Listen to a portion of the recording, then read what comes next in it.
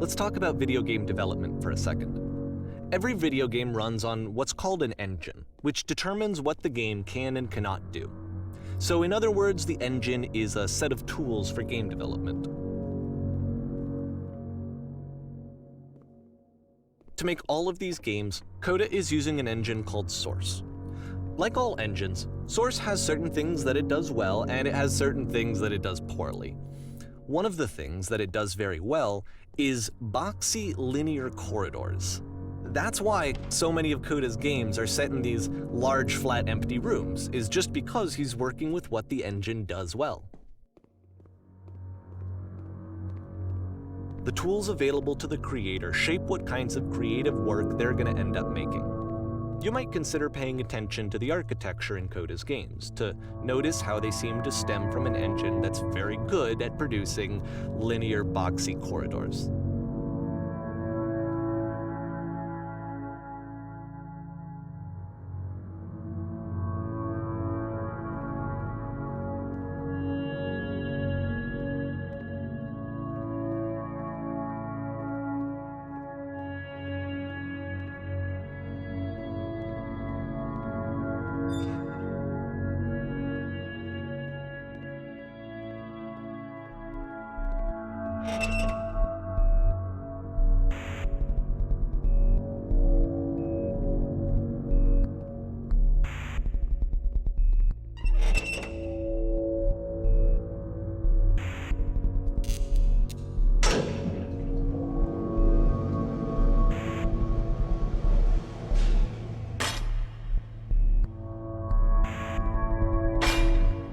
This prison, funny enough, in Coda's original design, the doors stayed shut for a full hour before letting you go.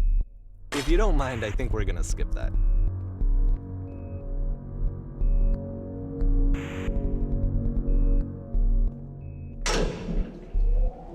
This is something that he and I used to argue about a lot. You know, whether a game ought to actually be playable, whether it means anything if no one can get through it. And I would always defend that, you know, all this work goes into the game, why not make it playable and accessible? And so we just got into heated arguments over it, and there was one time that after one of these conversations, he went home, and a day or two later, he sent me a zip file entitled Playable Games that was full of hundreds of individual games, each of which was just an empty box that you walked around in and nothing else. Believe me, I played every single one of those just to find out if there was like a gag hidden somewhere. There wasn't.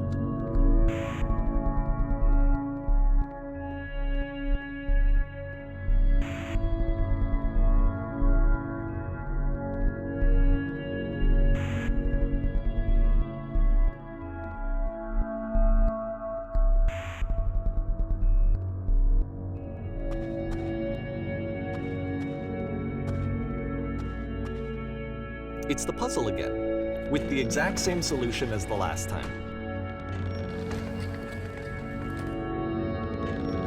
There's still no clear indication of what makes this puzzle so special that Coda is going to return to it over and over. But I promise I'll share with you my interpretation very shortly.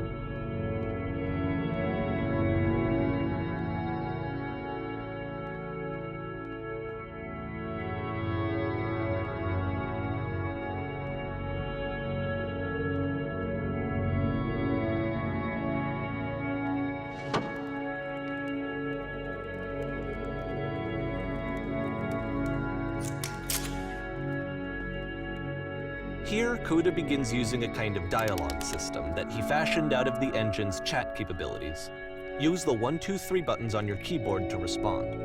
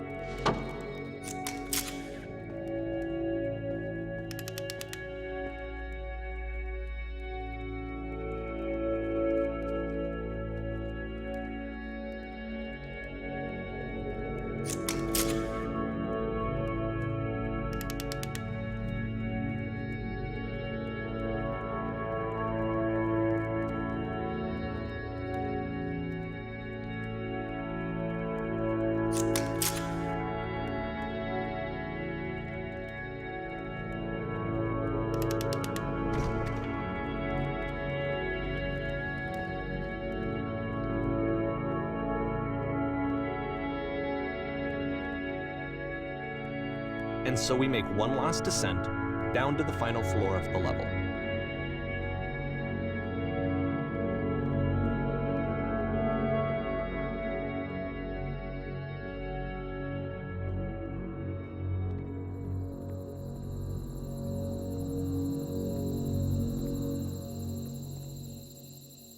It's a lamppost.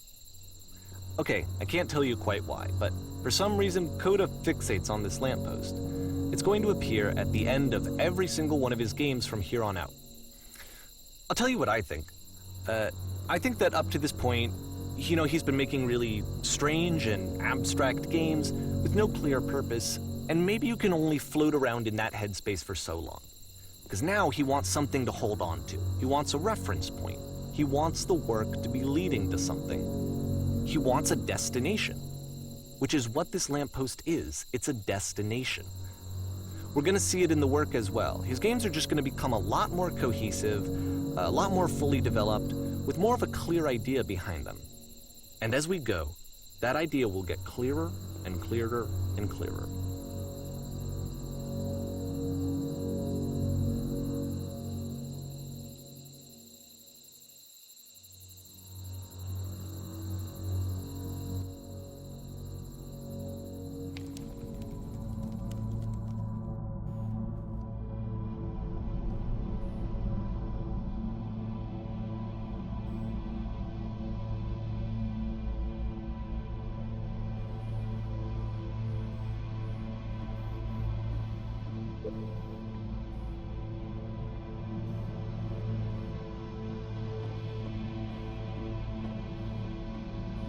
So first off, I'm sure you can deduce this, but this game is not connected to the internet. All of the notes that you're gonna see have been written by Coda. This was actually the first game of his that I ever played. This was shortly after I met him at a weekend game jam in Sacramento, where I grew up. I saw him working on this very level, and it was just so different from anything that anyone else was doing. So right away I was like, I have to be friends with this person.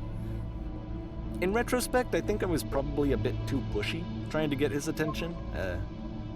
I was over-enthusiastic. But he was very gracious about it and very patient with me. And I cooled off eventually. Oh, feel free to skip over any of these notes if they're not doing anything for you. Nothing extra is going to happen if you read all of them. Either way, to me they convey a sense of loneliness. I see this person who's filled with thoughts and feelings and beliefs and has no way to express them except as scattered and unheard voices in a game that wasn't meant to be played.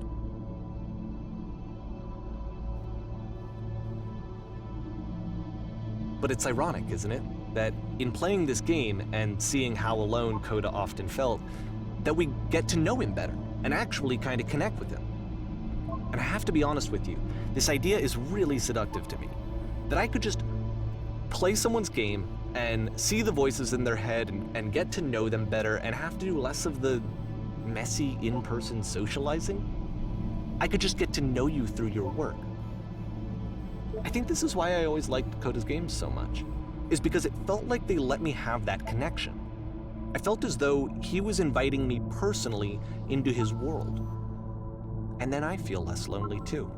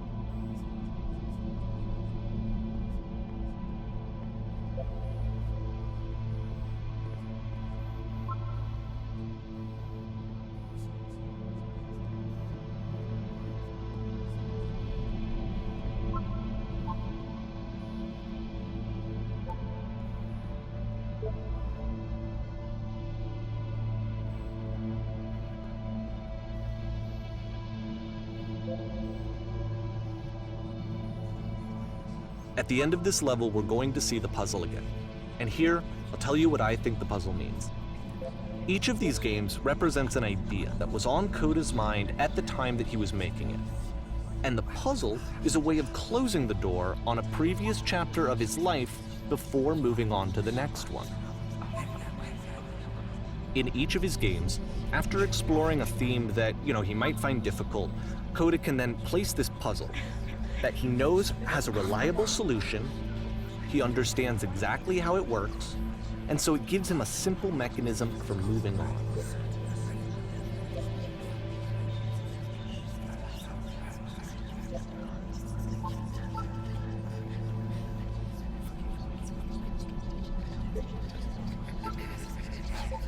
And because there's this dark area between the doors, a space between spaces, before you move on, you get to pause.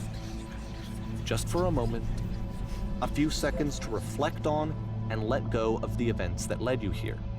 To step back and connect the pieces together. To grasp at that elusive bigger picture.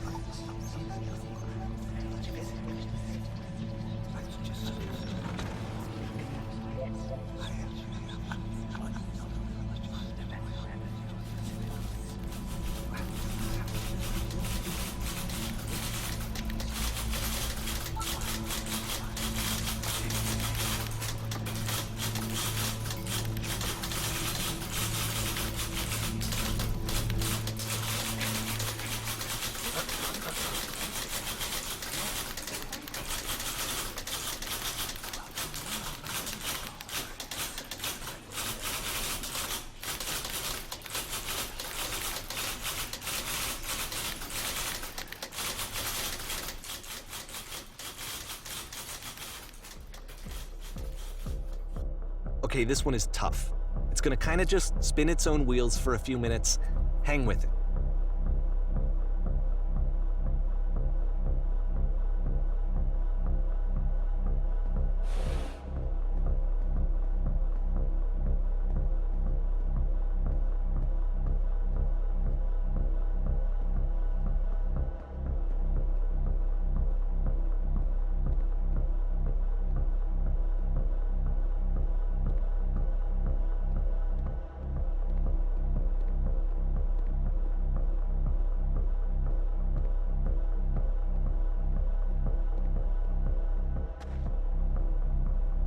See, this is it, the whole game. And there's nothing that's particularly interesting about it. You just walk to the end of a hallway.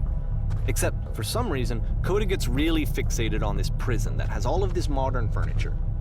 And I don't know why, but he decides he needs to revisit this prison. He's gonna start over, use the same assets, turn it into something else. Okay, cool, here's version 2.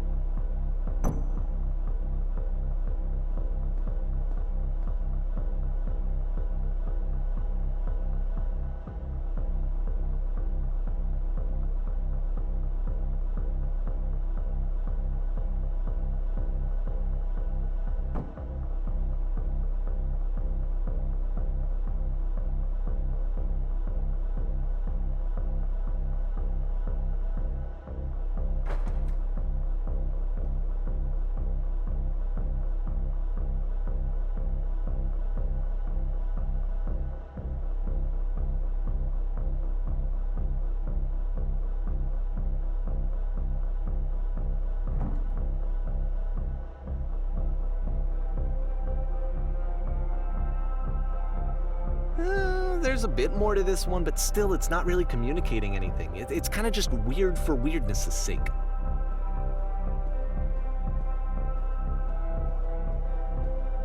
So okay, he throws it out and starts over. This time he comes at the prison idea from a different direction.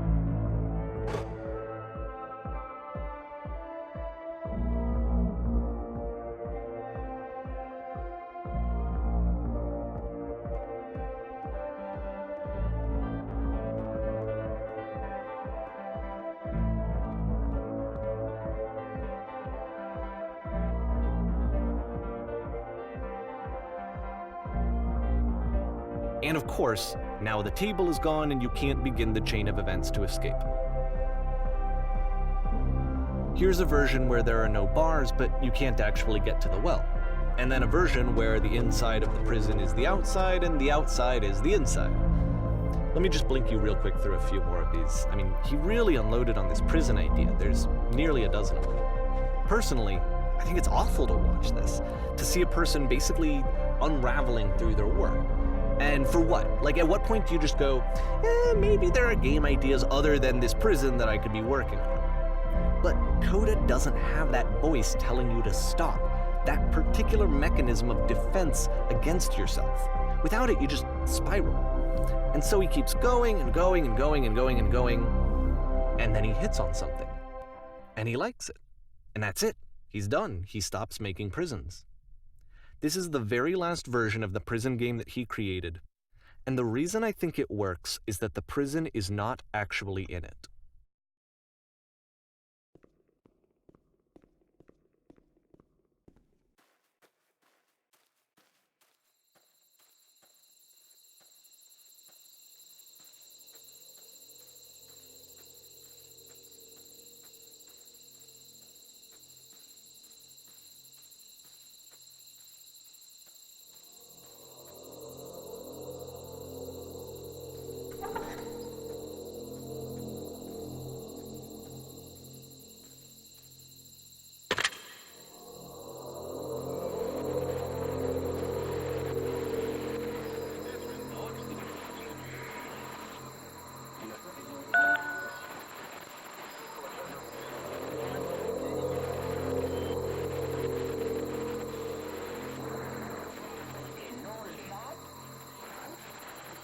It's a conversation. And so this is what Coda wants, is to be able to talk to someone, to share what's on his mind, and to get some good advice from someone who knows. But the irony is that even in this scenario, you're still talking to yourself. You know, all of these games so far are Coda talking to himself.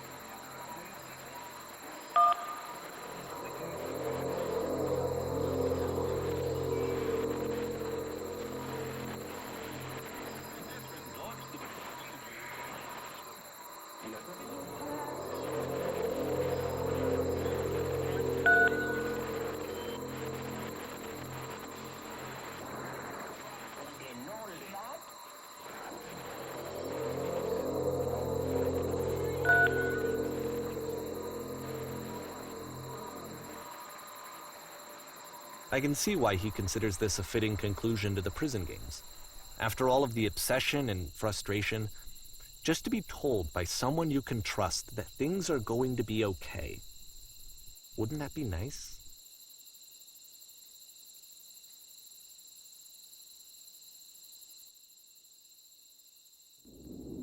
So what would it look like if Coda wanted to make a game about talking to someone other than himself?